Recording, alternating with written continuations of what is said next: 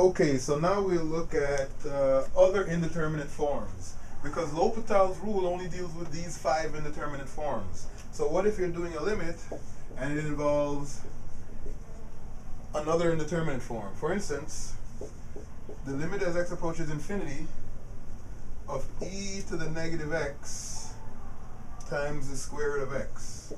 Well, upon direct substitution, we get e to the negative infinity times the square root of infinity.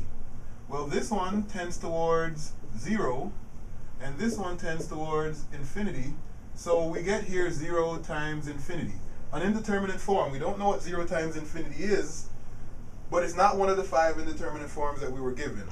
So what we have to do is we have to rewrite this limit so that it will give us one of those 5 indeterminate forms, because this is not one of the indeterminate forms that L'Hopital's rule deals with.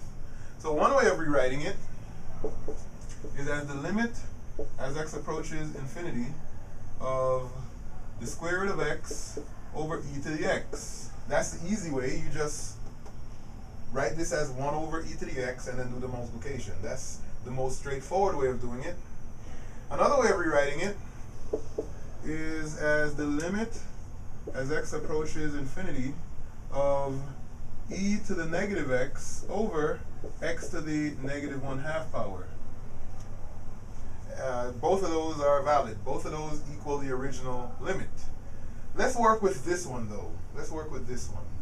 So we'll look at the limit as x approaches infinity of the square root of x over e to the x, which is, upon direct substitution, you get the square root of infinity over e to the infinity, which is just infinity over infinity, which is one of the correct forms of the integral, or of the limit, one of the correct indeterminate forms.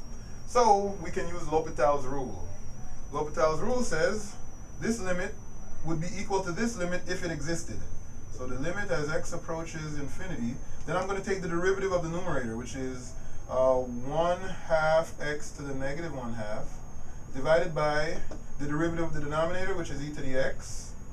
So this is equal to the limit as x approaches infinity of 1 over 2 square roots of x over e to the x, which is equal to the limit as x approaches infinity of 1 over 2 square roots of x times e to the x. And then upon direct substitution, we get this is 1 over 2 square roots of infinity times e to the infinity, which is just 1 over infinity, and 1 over infinity is 0.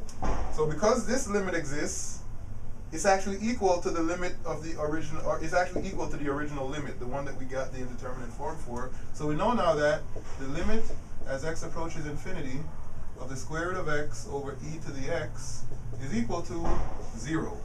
So that's one case.